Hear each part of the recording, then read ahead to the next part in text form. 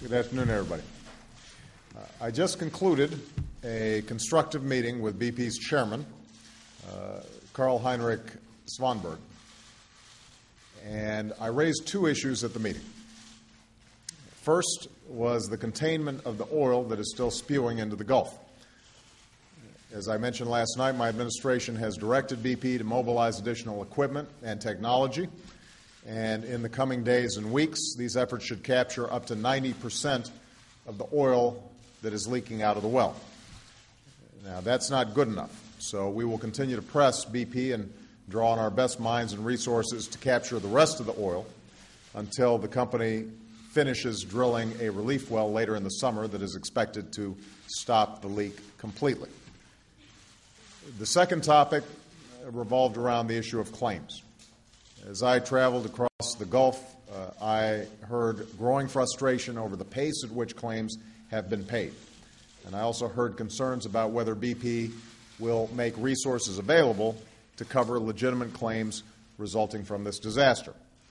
So this discussion today was essential. Currently, under federal law, there is a $75 million cap on how much oil companies could, under certain circumstances, be required to pay for economic damages resulting from a spill such as this. That amount obviously would be insufficient. And that's why I'm pleased to announce that BP has agreed to set aside $20 billion to pay claims for damages resulting from this spill. This $20 billion will provide substantial assurance that the claims people and businesses have will be honored. It's also important to emphasize this is not a cap. The people of the Gulf have my commitment that BP will meet its obligations to them.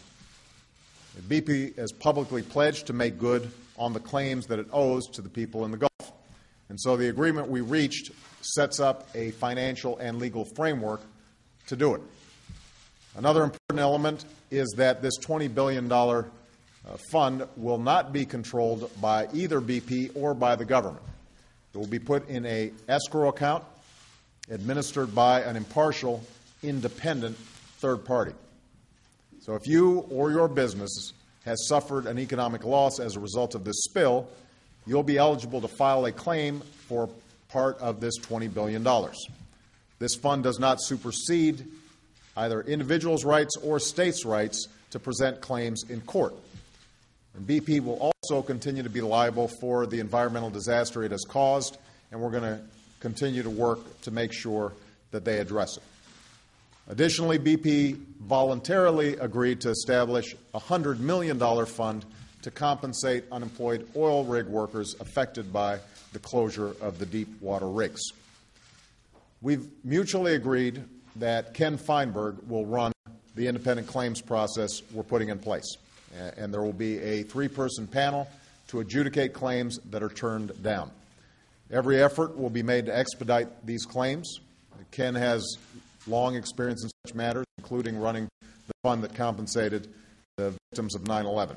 And I'm confident he will ensure that claims are administered as quickly, as fairly, and as transparently as possible. Now, BP's liabilities for this spill are significant, and they acknowledge that fact. We will continue to hold BP and all other responsible parties accountable. And I'm absolutely confident BP will be able to meet its obligations to the Gulf Coast and to the American people.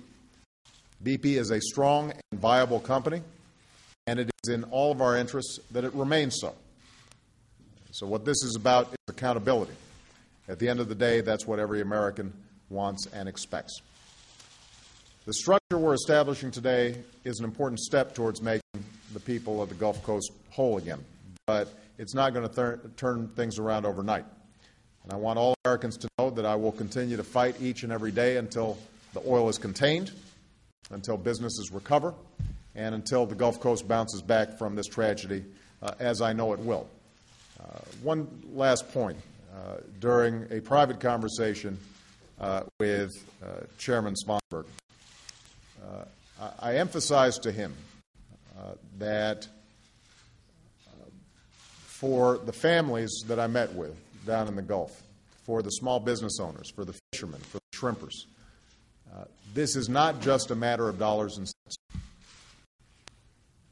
That a lot of these folks don't have a cushion.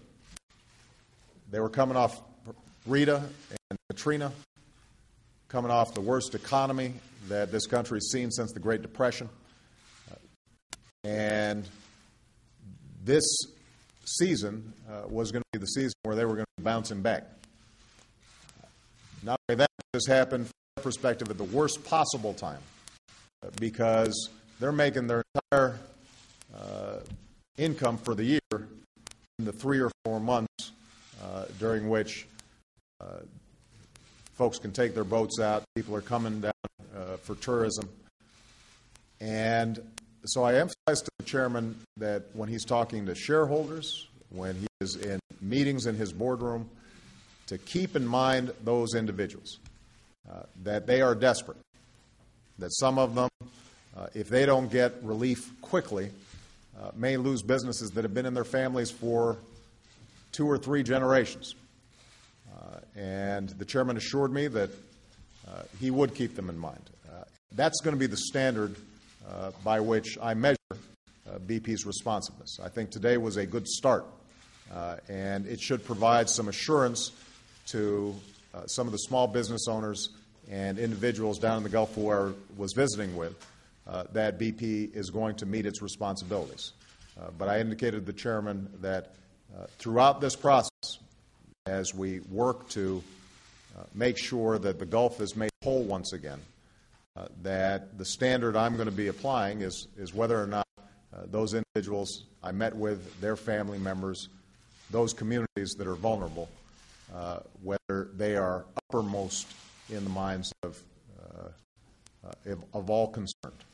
That's who we're doing this work for. All right? Thank you very much, everybody.